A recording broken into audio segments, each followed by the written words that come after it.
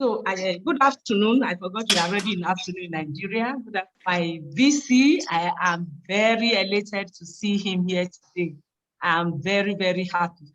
And I also welcome our immediate Vice Chancellor, who is also here with us, and everybody, indeed everybody, Professor Tijani, all the way from US, who's always trying to be with us on this platform. We thank you all for coming. And today is a very great day, a very special day in the series of our webinar, virtual presentation. We, in the Center of Excellence in Migration and Global Study of the National Open University of Nigeria. This is another one for this month. We had one on 2nd March and today 16th, and by God's grace on the 30th of March, we shall have another one. So we're having 3 this month of March because of the dates that the month started. Today, we have before us a very dignified professor, and whose name is Professor Sunday Omachono. He's a professor of linguistics, the Department of Languages and Linguistics, Nasarawa State University, Kefi. He studied linguistics at the University of Ilorin and University of Nigeria, Nsukka. His areas of specialization include phonetics, phonology, language documentation, and forensic linguistics. And his languages of interest are English, Igala, and languages of North Central Nigeria. He is a fellow of the prestigious Alexander von Humboldt Stiftung Foundation, AVHF, Germany, fellow, Linguistic Association of Nigeria, and also a fellow of the International Center for Science, Humanities, and Education Research. He is a certified accreditor by Global University Network for Innovation and African Quality Assurance Network. Professor Machono has numerous publications in referee journals and books, including mainland books.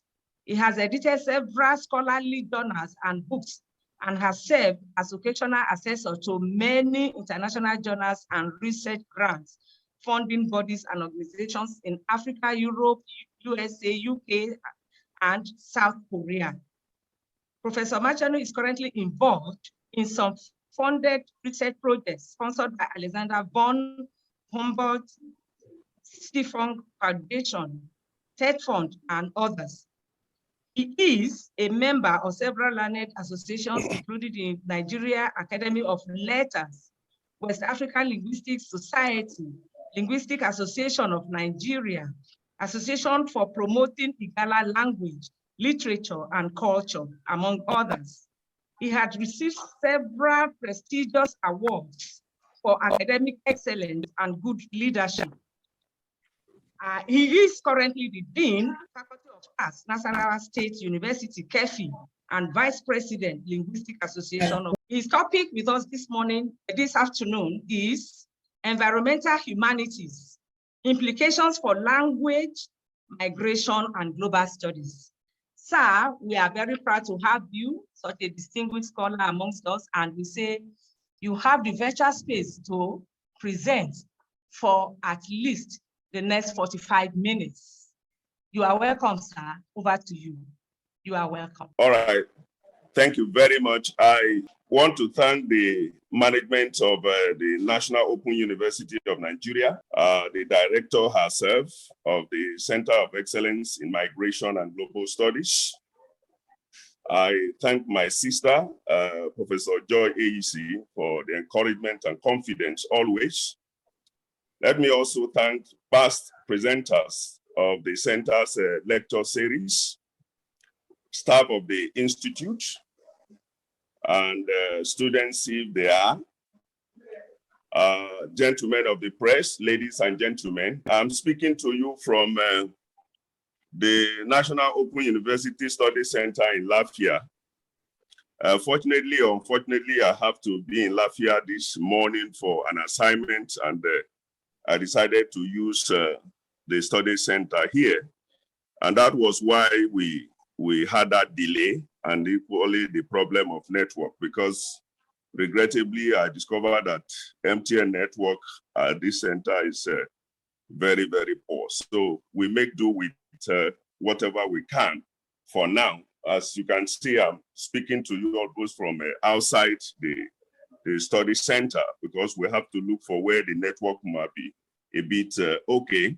Yeah, as the topic has been announced, we are going to consider environmental humanities as it relates to the issues of language, migration, and global studies. We realize that with the emergence and the emphasis on multidisciplinary research, integrative research approach in humanities and other broad areas of academic endeavor, we can now begin to look at those subjects not in isolation as they used to be, but collectively, integratively, and in a collaborative sense.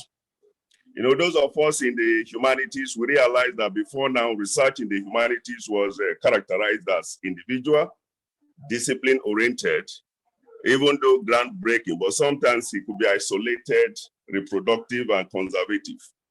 But with collaboration, as it is encouraged in multidisciplinary research these days, it has brought less isolation for researchers, even those of us in the humanities.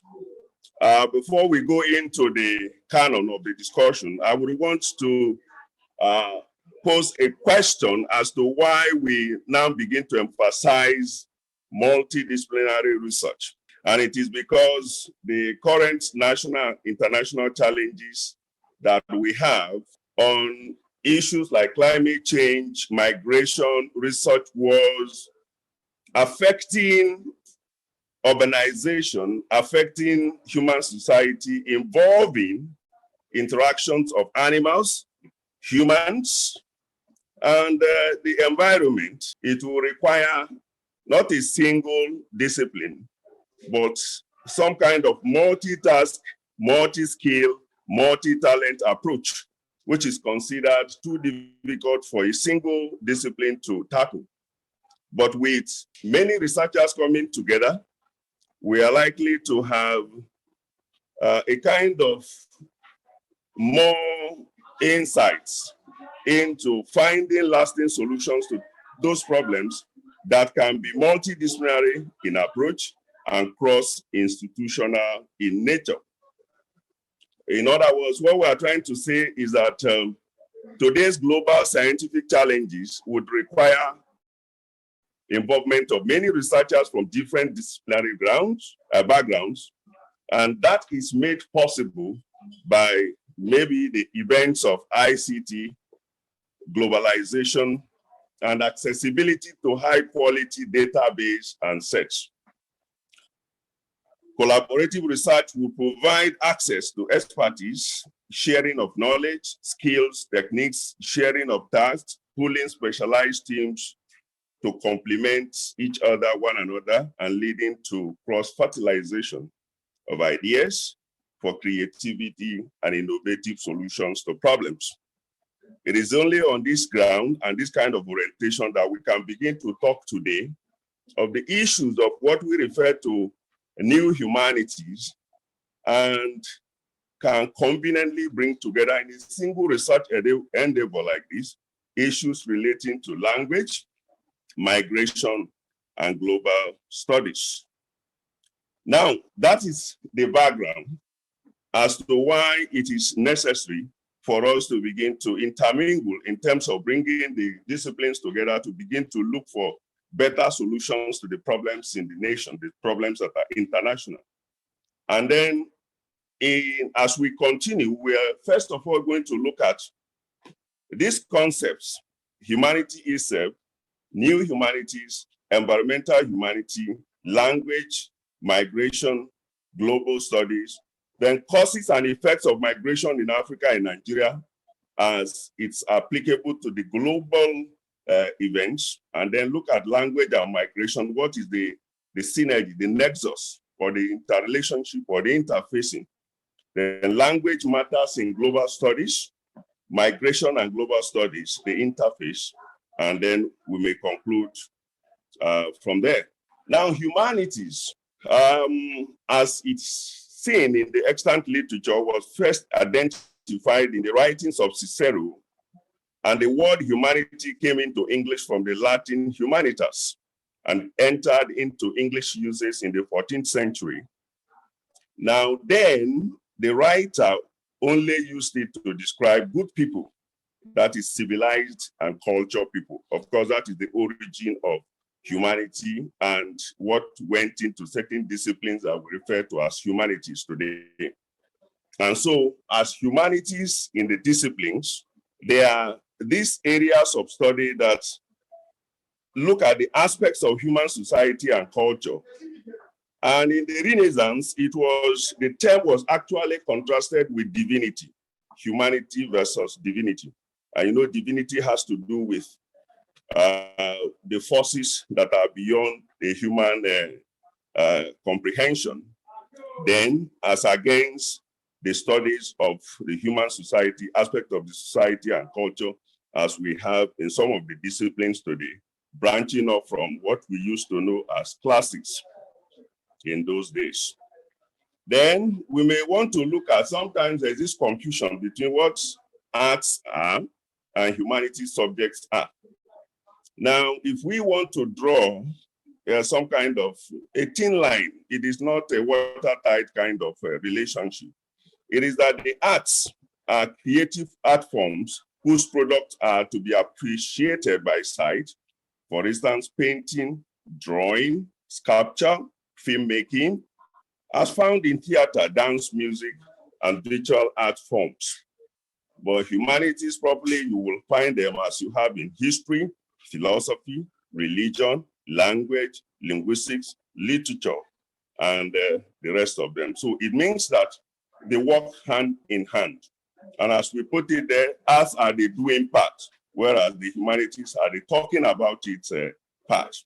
So together, they go in search of the knowledge that has to do with the betterment of the society and the human culture. What we are seeing there is just pictorial representation of what we refer to as humanities. Well, and again, to so many people, you may not be able to put your finger on exactly the number of subjects that you know in the arts and humanities. Well, if you look at the one to the left, you discover that here you find that you have art and music as part of humanities, which may give us an impression that humanities might be larger than arts. And so arts is a component of what we have in the humanities. Now, what do we refer to as the new humanities? As against what we have known from the classical to the traditional humanities as we find in history, literature, philosophy, and the rest of them. You realize that even as the traditional major disciplines in the humanities are indeed shrinking, in the past 2 decades, we have witnessed a rise of a new kind of humanities characterized by a wave of hybrid fields, such as digital humanities. This has to do with intersection of computing and digital technology as it is applicable to the discipline of the humanities. We equally have the medical humanities. Is an interdisciplinary field that has to do with medicine, which include humanities, as you have in philosophy, ethics, social sciences, as in psychology, sociology, and even the arts, literature, and the rest of the subjects, and their application to medical education and practice. That is the area we refer to as medical humanities.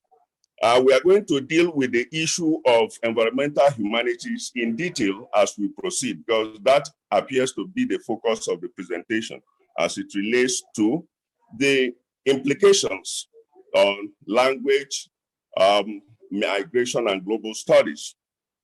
We have energy humanities. This looks at a new way of thinking about energy and culture, responding to growing concerns about climate change, fossil fuels, through arts and humanities, how energy shapes society and vice versa. Global humanities, that has to do with insight from humanities and social sciences in understanding, researching, and tackling global issues. Then we have urban humanities, an emerging fields at the intersection of the humanities, urban planning, urban studies, design, understanding cities in a global context, interpreting their histories, engaging with them in the present, and speculating about their future. That is the concern of urban humanities. Then food humanities. This has to do with humanities in food studies, gender, ecofeminism, food politics and culture, food knowledge and consumer identities. Then food and literary texts as they are handled in the area of literature. Legal humanities, the relationship between law and good life. What can wisdom of the past and present offer to us for addressing the legal challenges of today? And how might we begin to conceive as a community what it will mean to be a good lawyer? You know, the argument could be like something like being righteous and being good. Are they the same thing? Is a good lawyer actually a legal luminary that we always want to look at? What is the society's conception or conceptualization of what a good lawyer should be? Public humanities, engaging diverse publics in reflecting on heritage, traditions, history, and the relevance of the humanities to current conditions of civic and cultural life. Now, these fields, you know, may looking at them may look at to some people as if they are adding only new intellectual perspectives. But it may interest us to know that there's already a substantial institutional infrastructure that has emerged to support them, yielding new programs, journals, book series, conferences, courses, degrees, and most importantly, jobs that are suitable for those who have gone into these areas of new humanities. And so as it goes, they are not just transient or transitory, they have come to stay. And that is why we need to talk about them as we engage ourselves in the issues of multidisciplinary research.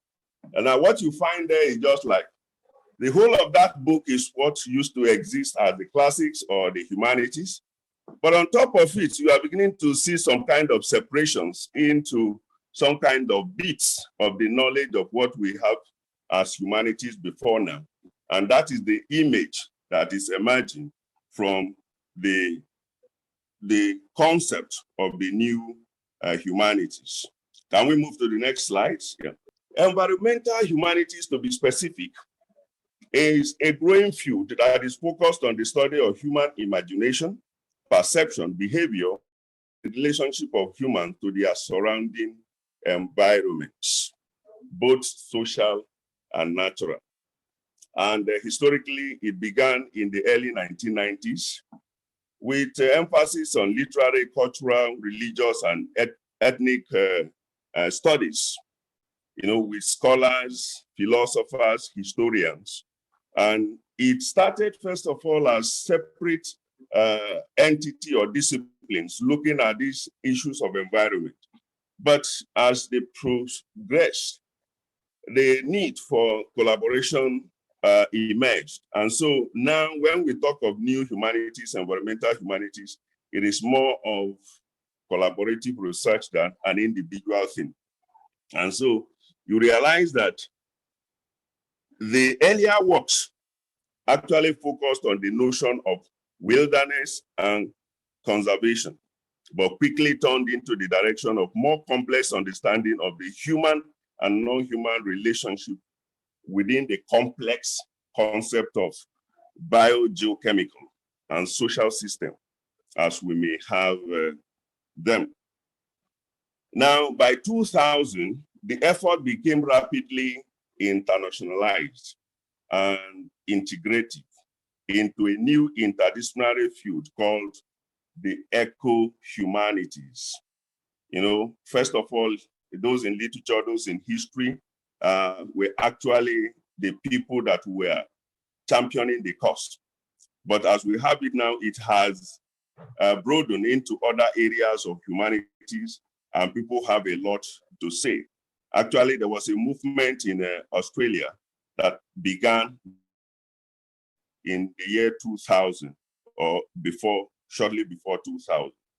And then later the term eco-humanity metamorphosed it to what we refer to as environmental humanities today.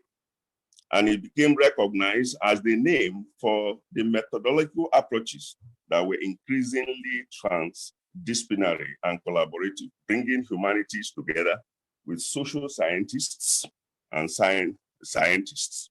And so it's a trajectory that brings together the humanists, the social scientists, and the scientists working together, collaborating to form and seek solutions to complex social and environmental challenges to improve human well-being and promote justice while protecting Earth's life support system. Of course, this is where sustainability comes in. Now, language itself, we have, by that we were talking of environmental humanities. And language appears to be an integral part of this as we have it in the humanities. But looking at the concept and the title of our discussion, we need to deal with the issue of language. Of course, language is so close to us that when you ask people casually what language means, it might be difficult for many people to arrive at a suitable definition for language. But here we look at it as a system of human expression by means of words.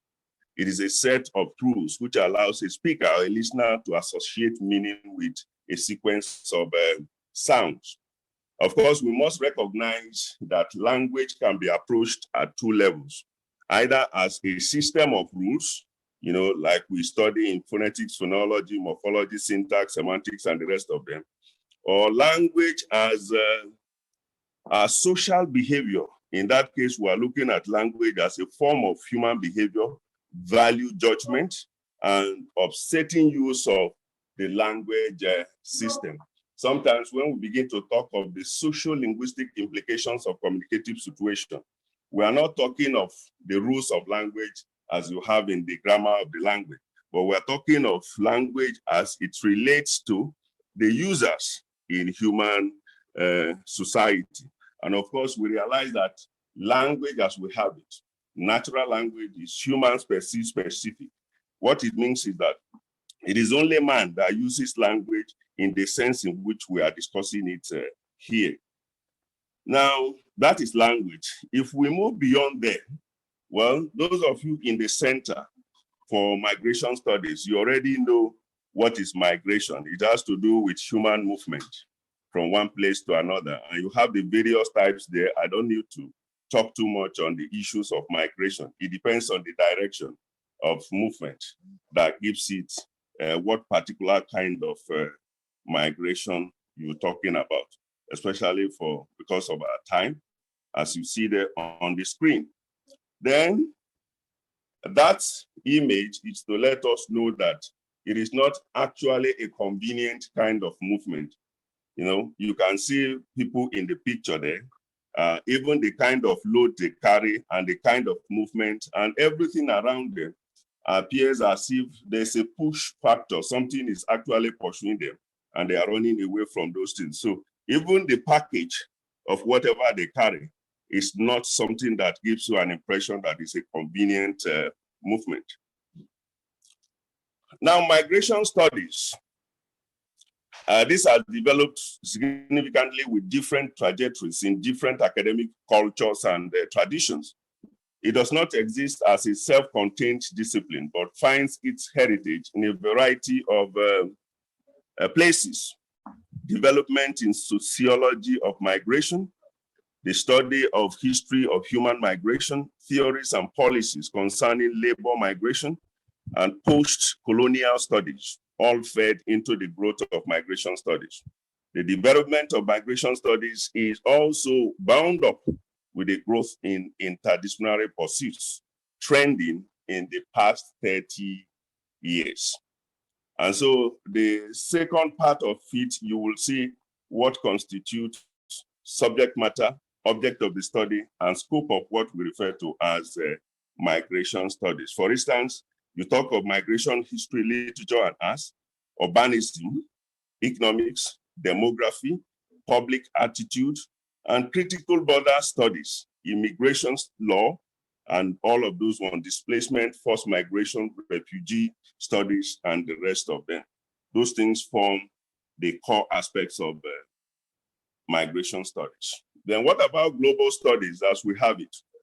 You know, sometimes interchangeably, some people use global affairs to mean global studies.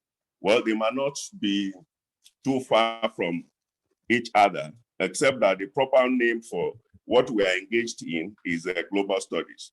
And again, it's an interdisciplinary study of global micro-processes, focusing on subjects such as global politics, economics, law, as well as ecology, geography, culture, anthropology, and ethnography. Now, it distinguishes itself from the related disciplines of international relations because it's very popular in our university system, but it does not add up exactly as global studies. Rather, they tend to interface as we pursue the studies further. And then that it is comparatively lesser in our focus on the nation states as fundamental analytical unit. Instead, it focuses on broader issues relating to cultural and economic globalization, global power structures, as well as the effect of humans on the global environment. Then global studies as a program provides students the opportunity to develop their knowledge of the world and the major contemporary issues confronting humanity. Students and researchers in those areas have deep understanding of global issues, processes, systems, and the various implications of globalization, which is a subject that we have. Now, the pictures there are to show us causes of migration as a concept and as a phenomenon. If you look at it, you discover that we have the push and the pull factors. If you look at the image to the left, you discover that you have push factors against pull factors, where there are few jobs, war, famine, natural disasters, and the rest of the world. You see the figures, the human figures running away from that zone to a favorable zone where you have better health condition, job opportunities, education, safety, and the rest of them. It's the same thing with the other, the second figure, reasons for migration, pull and push factors are the variations that you may have. Now, you discover that when you begin to talk of effects, you have both positive and negative effects of the concept or the events of migration. For instance, immigrants can help to grow the economy by maybe providing labor needs, purchase of goods, and paying taxes. That is when more people work, production is likely to increase, and it will increase the economic potentials of where they have actually migrated to. That means that it is not altogether completely 100% evil, even though we have a lot of negative effects, as you have below. For instance, if there is war and people have to move from their environment, recall what happened in Nigeria at a point in time, 1967 to 1970. People dropped out of school. There was loss of labor where they are needed. And then the literacy level will equally drop, especially at the rural community. There will be increased pressure on infrastructure, housing, water, supply, and the rest of them. Poverty will increase. Then there will be the growth of urban slums. The family structure is affected, you know, because you realize that there are certain forms of migration that will affect only men who will migrate to the urban centers for job opportunities, leaving their wives and children in the village. So young men and women are exposed to social issues that if they are not careful, they may not even recover from it in even at adulthood. Now, there are a number of obstacles that such people may need to contend with. You leave your environment to another environment, the issue of employment, unemployment is there. And then there's the issue of racism and cultural differences, where people begin to look at themselves different from the stranger. Okay, you are in a strange land, and a lot of things will go wrong. The language barriers too, and then lack of opportunities, because even if you are the most qualified, you may not get that position because you do not belong there. So you are seen as a stranger. It's the same thing when you look at the table there. What we have decided to do is the source is where those people are moving from, and the host is where they have moved into. And either ways, the advantages and disadvantages, as you could find from the table there. Money sent home by migrants, to empower even where they are coming from, decrease pressure on jobs and the rest of them.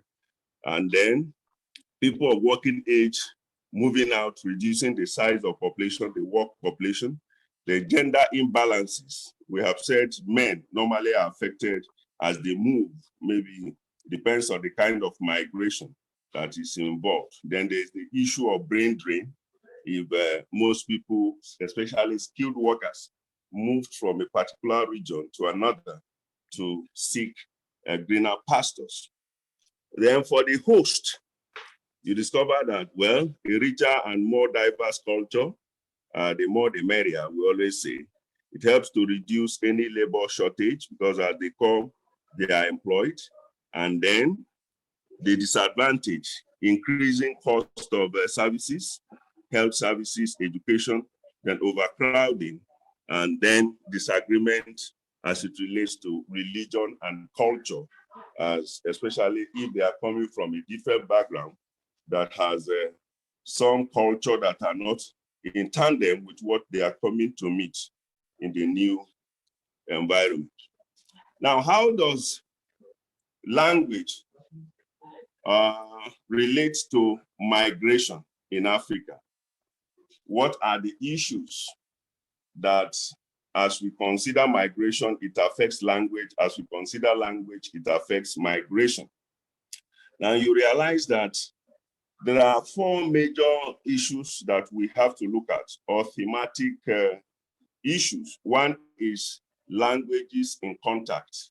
If you are in the study of language, you discover that sometimes why we speak English language or other languages the way we speak it is the issue of contact. And why we find borrowing of certain items from some languages into another is the issue of contact. And sometimes the influence or effect of contact could lead to production of an entirely new language. It depends on the direction of influence. Then identities and ideologies. These are parts of what we have and what a language handles or harbors.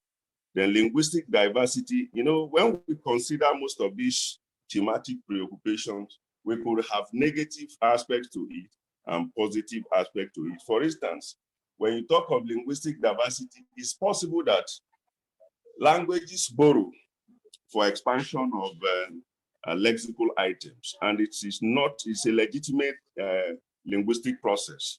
So with contacts, languages in contact, we are likely to achieve the issue of linguistic diversity. Some of the concepts that a particular language couldn't handle before now, but with contact with other languages and with a lot of borrowing, is likely to handle such, and that will lead to some level of language development technically.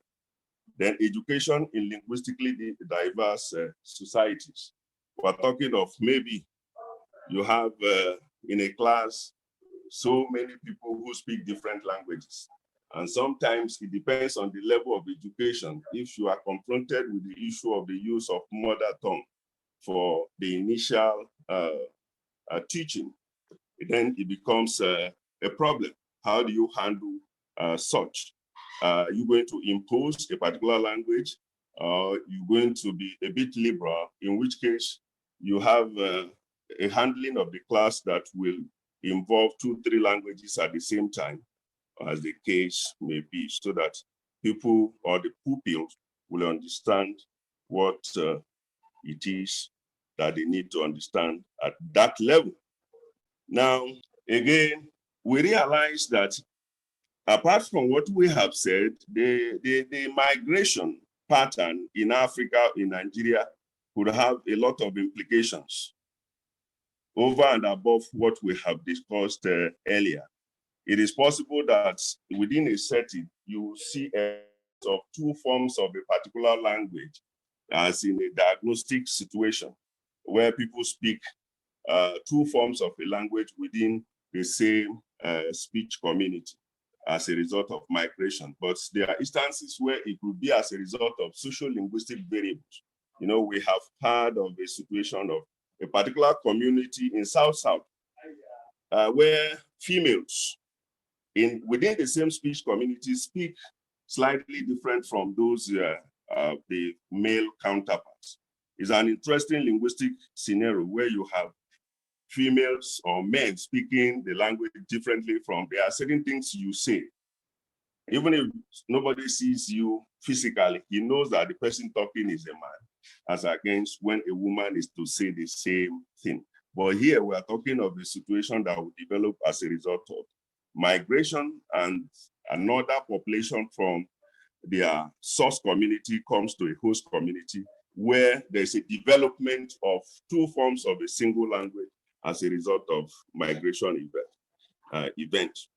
Then we look at the social linguistics and social cultural dimensions, you know, as it relates to the multiple stress, linguistic stress that come with those kind of migration, as it relates to their mental well-being, including the loss of cultural norms, religious customs, we have mentioned that earlier, and social support system, and then difficulty in trying to adjust to the new environment vis-a-vis the language of the environment.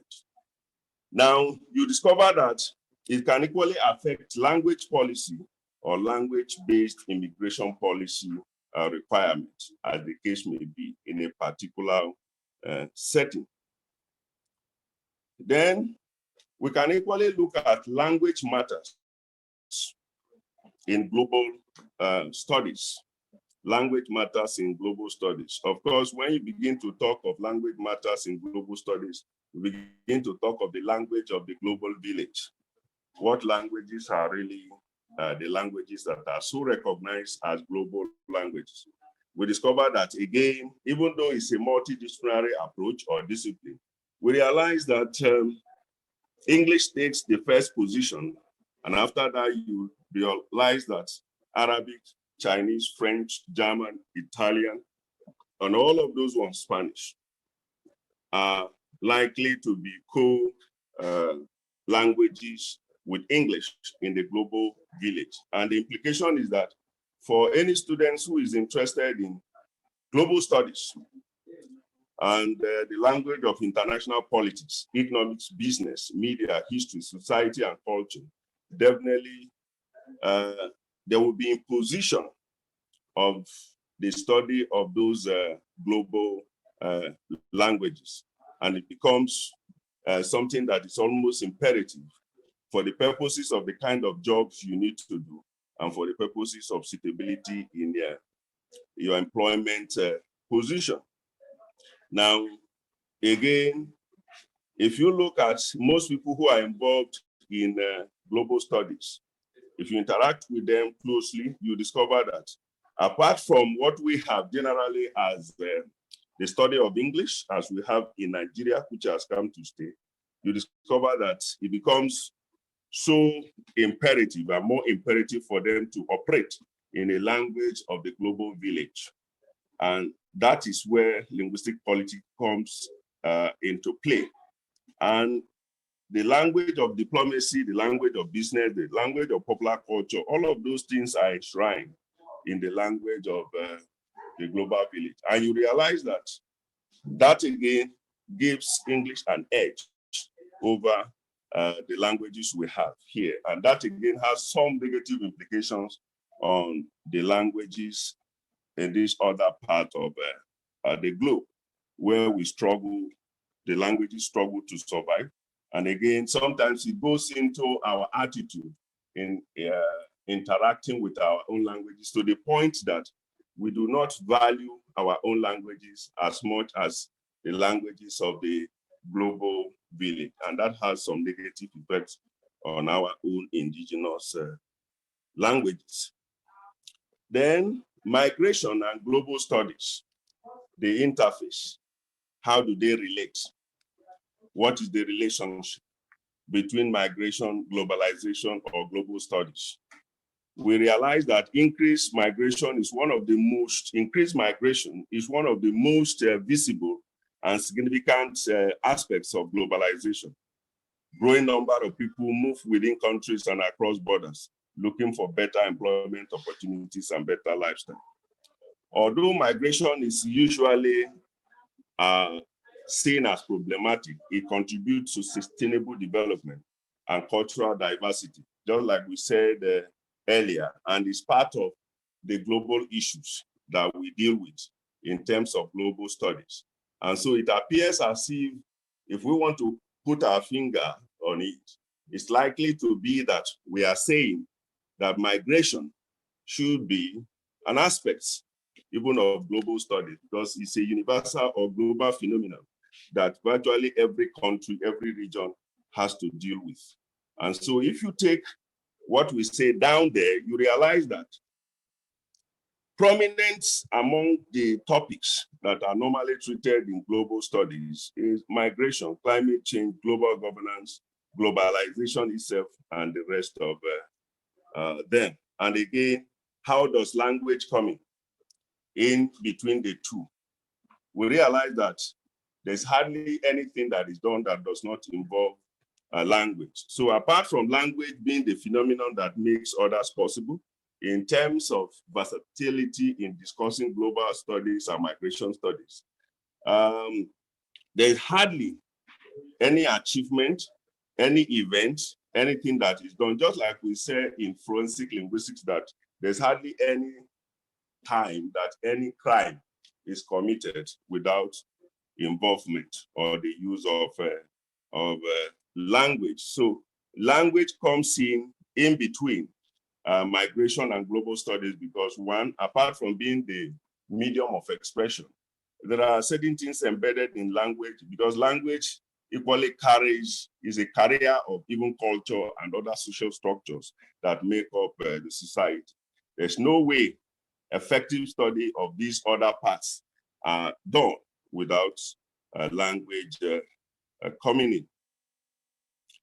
As we conclude, we want to look at new humanities, environmental humanities, language, migration, and global studies. We are saying none is completely independent of the others.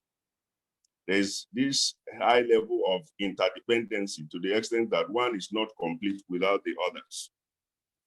It would have been unthinkable to say that there is a strong link between the two or the three or the four the areas of research concerns above, were it not for the emphasis on multidisciplinary research, or what people call interdisciplinary research, or transdisciplinary research, or integrative research, as the case might be. And these are all what we deal with in the area of new humanities and other broad areas of academic endeavors. Remember, we have said new humanities and environmental humanities in particular, because when we talk of new humanities, prominently you have environmental humanity, digital humanity, and medical humanity. Sometimes we make a brief distinction between medical humanity and health humanities, even though health humanities is an integral part of what we call medical humanities. And with the emphasis on this multidisciplinary approach to research, walls of partition among disciplines and scholars are fast collapsing to give way for a community of researchers without boundaries. what may be urgently needed of every researcher, what they tag in the 21st century is to realize and quickly cultivate adaptable skills for multidisciplinary research orientation in his or her hitherto chosen research area, believing that research is a community effort, and the more we are together, the merrier. Finally, although celebrations, I always say, may vary from one place to another, true politeness is everywhere the same. This is true of research, and the earlier every researcher worth the name embraces the doctrine of multidisciplinary and integrative research, the better for us in the research industry. So once again, I want to thank the organizers of this event and the management of National Open University for the privilege and the opportunity to share a little bit of my thoughts with you on new humanities, particularly environmental humanities, and its implications as it relates to language, migration, and global studies. Thank you for listening. God bless us. Thank you, thank you, thank you. This is wonderful. You can see hands being clapped for this beautiful, beautiful presentation. Thank you very much, sir, for that very enlightening presentation. I really enjoyed every part of it. I really thank you. And I can see before you finish, people were already interested in having input into this discussion. The first person is Professor Abdallah, who private chatted me that he wants to take an input, and then that will be followed by Professor Tijani, the former director of this center at National Open University of Nigeria. But before calling on them to make their inputs, I want to say I really enjoyed this presentation because the slides were quite colorful and exciting for me. And one part I would want you to throw more light on from my own angle is how language shapes our behavior. I know you have said a lot of things, but specifically, how will it change my behavior? For example, I don't know whether it will shape how I now stand before people, how I now interact with people or something. Just a little bit of more light on language and shape of behavior. I want to get that clarity. Then I will now call on Professor Abdallah to have his input because he has indicated that first. Professor Abdallah, sir, over to you. Thank you very much, Coordinator. I really appreciate you giving me this opportunity. And it's good to see some of the old colleagues here, like Eric Omazu. Well done, sir. Now, my comments are fairly broad, and I just want to preface it by saying that, as everybody knows, at least as most people here know, I'm a scientist, I'm an anthropologist, media anthropologist. Therefore, I tend to focus more attention on data, on data that can be measured and data that can be tabulated, because that's an example of scientificity. That's the kind of person that I am. So that said in mind, I just want to point out a few things. Number one, it seems to me, although the coordinator has praised the slides, but they are overloaded. You know, it's like a cut and paste from the Word document into the PowerPoint thing, and I think this is overloading it. You cannot, before you even slide, before you go to the second slide and so on. I thought PowerPoints are supposed to be just that, PowerPoints, powerful points, where just few points are written on the slide, and then you discuss it. But I found it too overloaded. It was and then the point, sensory point, is not the kind of point that could be, but it's too tiny, too small. And then the background slide uses tree and a headache, really, looking at it. That's just an observation. Some people like it that way, but I think the global best practices is to reduce the amount of verbiage in a slide and make it as plain as possible, except of course for the illustrations. And I have also seen quite a lot of concepts, humanities and so on, environment and so on, but I find it a little bit difficult to link all these categories of concepts together as language migration and environment. I really find it very, very difficult to see where digital humanities fit in. Then you have environmental humanities and all these categories of humanities. And then finally, you're talking about migration. They seem to be fairly different concepts. And I would love to see how they are really deeply connected. I would have expected, for instance, in my case, from the title, a clear link between language migration and environmental humanities, in the sense that, let me give you an example here. I live in Kano, in northern Nigeria, and the predominant language here is Hausa language. But we have people who migrate to Kano and find it very, very difficult to understand the nuances of the language.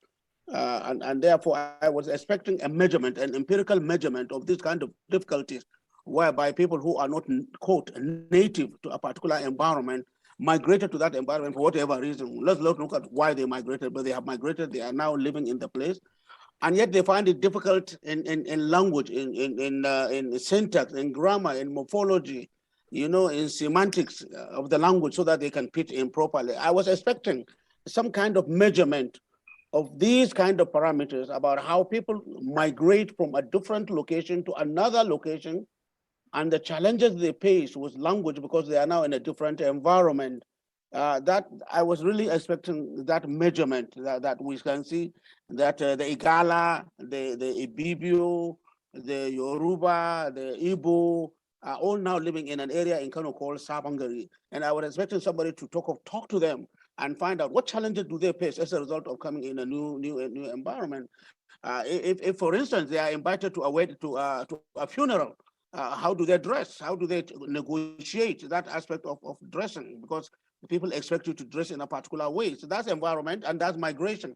So I was expecting to see things like that, but I didn't. I saw a very broad stroke, which is very good. It's a very good conceptual background. But my expectation was to see something that is empirically measured based on a field work that enlightens me about the difficulties people face when they migrate from one location to another, particularly with regard to language and their environment.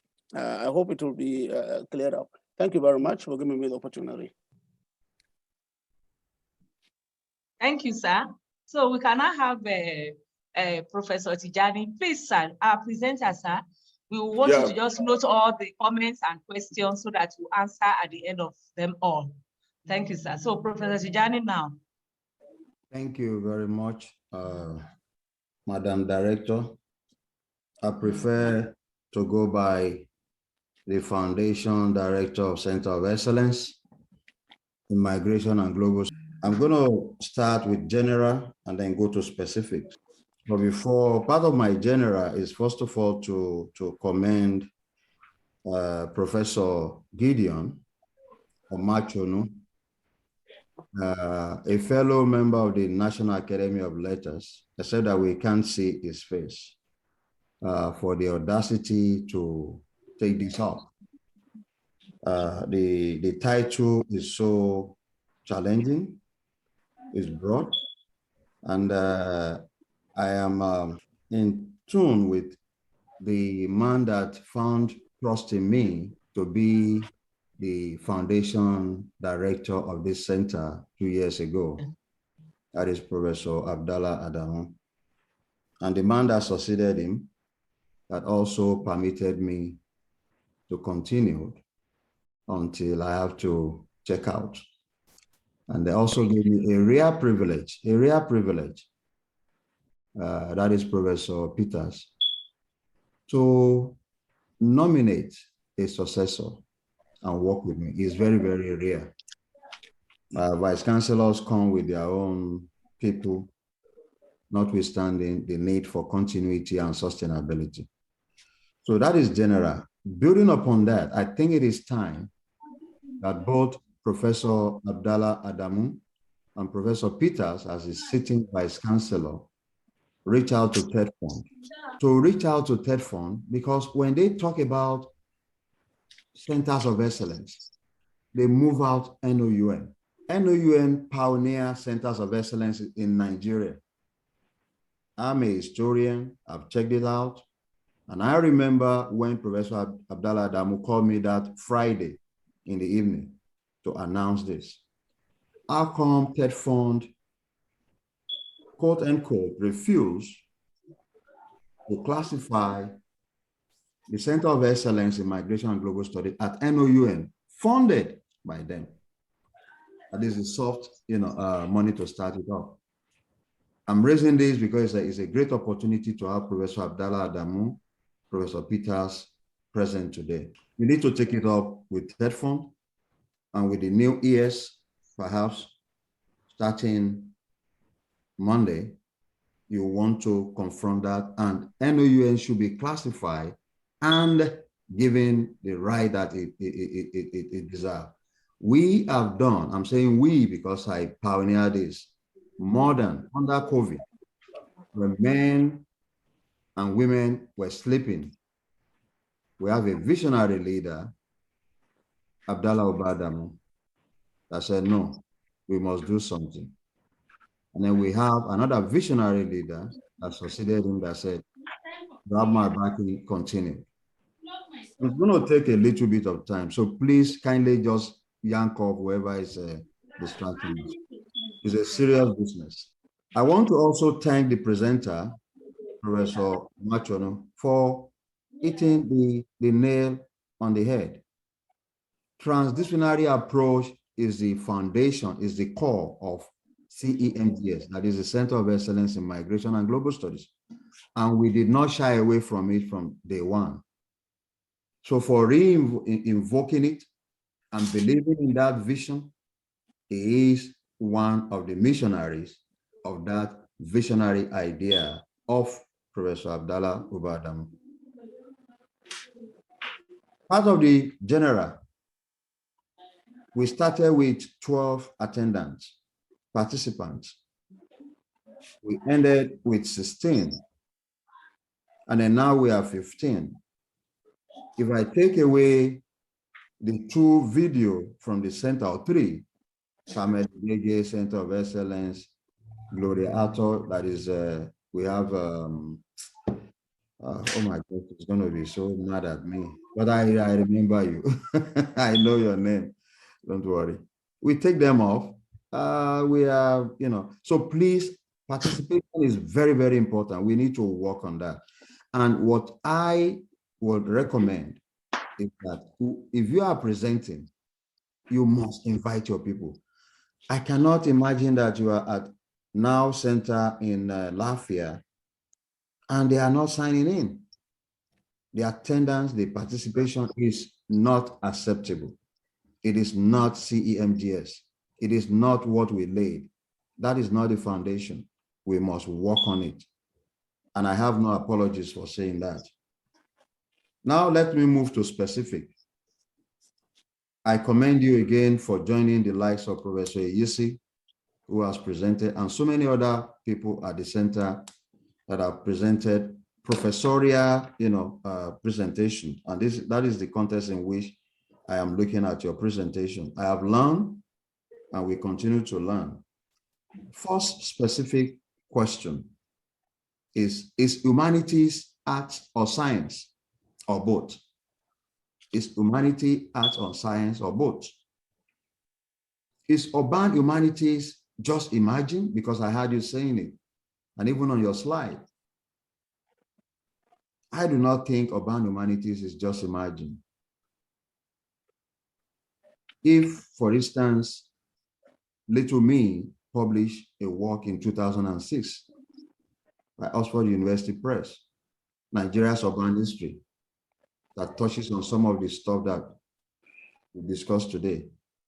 How new is it? Next is migration both. I believe in your, when you get to the slide talking about the definition of migration, and of course we all know it. I was looking for a statement that will marry human and non-human aspect of migration, whether internally or externally, because migration is not just about the living things like us. It is also about non-living things that are shipped. But that aspect of migration is not fully contextualized. It may be part of the imagined, studies. Next is environmental humanities. And when you started talking about environmental humanities, which is the main, phrase in the title of the presentation, I was looking for a kind of global discussion, that is the global and the local. Global discussion. In present time, we talk about Ukraine. We've seen the wave of migration, the wave of displacement. We have Nigerian students. We've seen 16, 17 studying medicine, and you keep wondering, who in the world, who is that parent that sent these people, these young children, to Ukraine, where language is also a subject matter? Okay, so I was expecting some discussion, and that is where the admonition of Professor Abdallah Adamu, since he spoke before me, I'm building upon it, for ethnographic work, ethnographic methodology, and adequate sources in terms of literature review comes to play. And I'll end up by asking the question, what exactly is the conceptual context of your discourse? Again, I thank you, sir, for your audacity to talk about such a huge and broad topic. And it has been a learning moment. Thank you very much. Thank you for your comments and observations. I know my BC will have a response to that fact of our name not appearing in Center of Excellence, because that has been taken care of last year. We observed and we have already taken care of that. So BC will give a response to that. And I also want to say, I call you pioneer. Pioneer, I think, encompasses a founder. I don't know whether it is wrong, but since you prefer to be called founding director, then we change it from pioneer. That was a joke. You don't have to respond to that, madam. So I just said I should just say pioneer. I'm more comfortable with that in English, but I will make sure I put founding. Thank you, sir. So now my BC. Yes, sir, over to you, sir. Thank you very much, Director. And first is to welcome all of you to this platform. This is the first time I will be joining this wonderful discussion forum. And I'm pleasantly happy and glad that the person that bequeathed this wonderful facility, faculty, was Abdallah Adamu, is still very present. This is the first time, not because I was never aware of it. This is the first time, not because I don't have a privilege of being invited many times, or that what is being discussed is totally outside my understanding. It is actually because the job that Abdallah left for me, that gave me, was so daunting that I had to spend almost 1 year trying to learn the ropes. So it is now that I've just finished learning the ropes, and therefore I'm just now trying to get myself into the routine of being a vice chancellor. Abdallah didn't leave a small footprint at all, and I had to learn the ropes. So this is the reason why I'm just joining now. And it shows that I kept, when the notice came out, I knew I was going to join, and that is why I am joining now. Also is to thank greatly the presenter, Professor Omachon, for his wonderful presentation. To me, it sounded like a lecture, actually, from which I could pinpoint one or two things. And like Professor Abdallah said, being a scientist, I usually also look for some empirical issues in order to be able to understand properly what is being said. But migration is a global thing, and almost everybody who is in social ecosystems will get to know something about it. And that is the reason why I could also have one or two contributions to what he has said. I want to thank Professor Tijani for still keeping faith with the dream that was bestowed upon him by Professor Abdallah.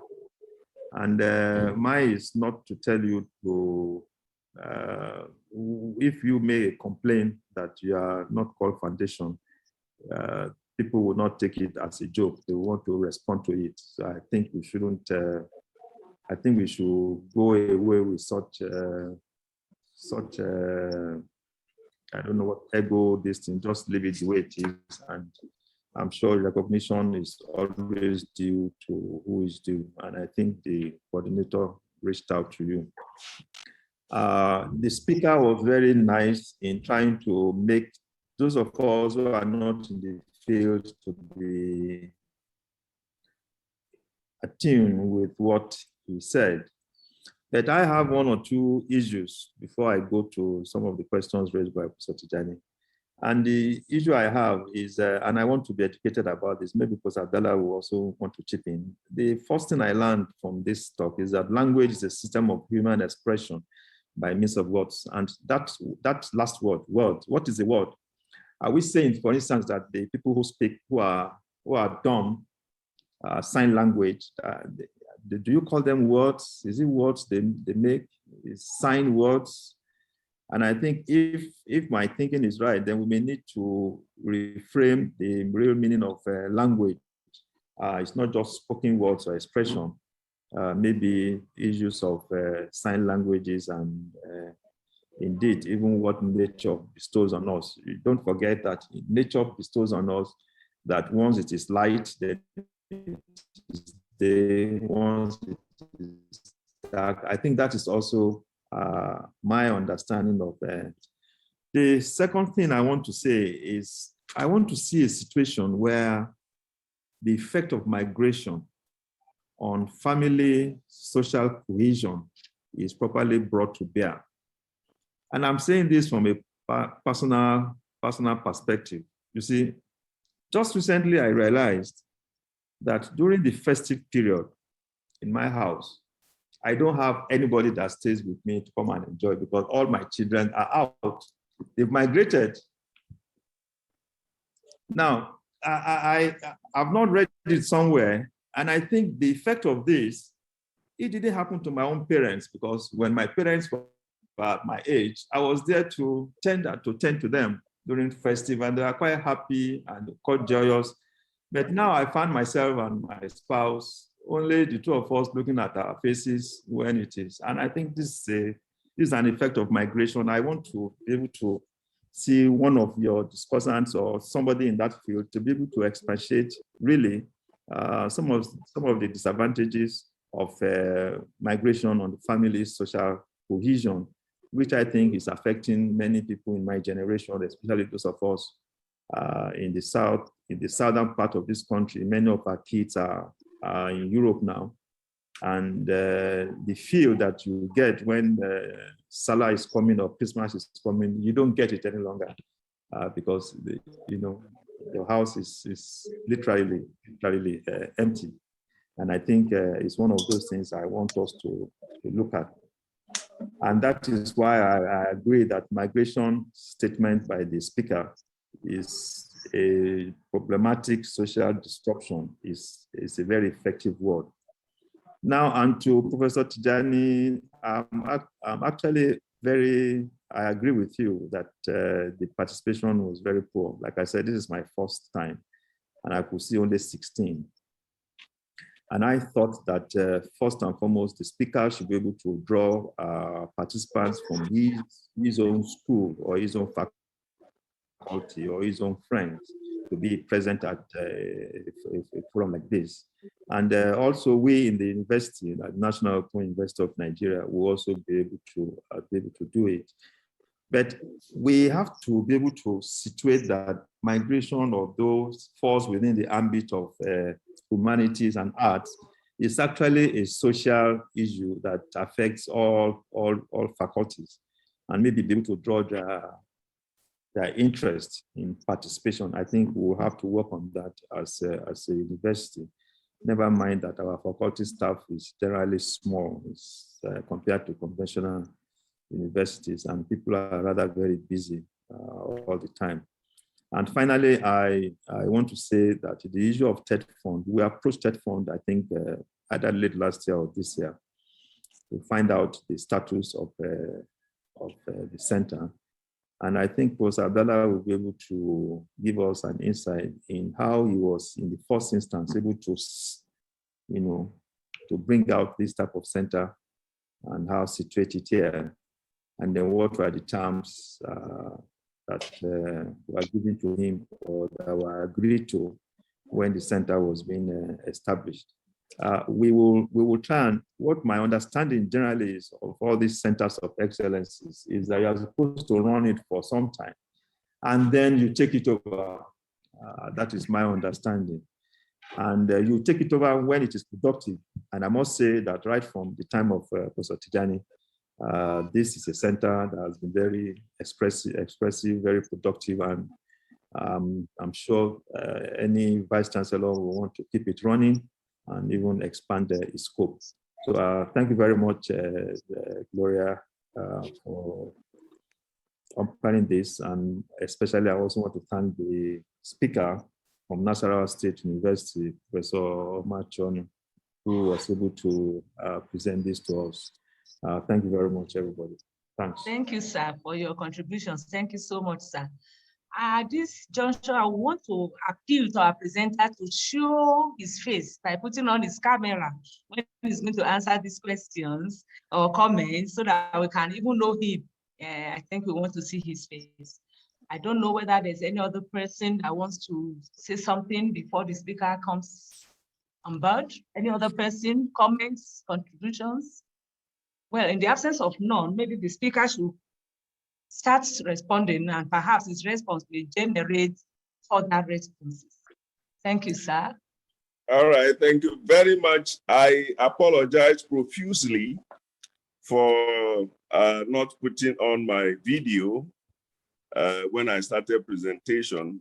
Maybe it is because of maybe that delay in joining the presentation. So every other thing, certain things were really not as they should be. So I apologize for that. On the overloading of the slides, I think it's deliberate. I did that because most often when I see what we call global best practices, if somebody doesn't have any follow-up paper after the slides, you are not likely to get anything much from the slide. So deliberately, it's just that I forgot to apologize on that before I started. I deliberately made it textful so that even if it is only that, only the slides you get, you should be able to make sense of it or make meaning from it after now. Just like, I remember when we were reading Olaritimi, the gods are not to blame. Every argument is on the gods are not to blame, but a friend of mine took the other side.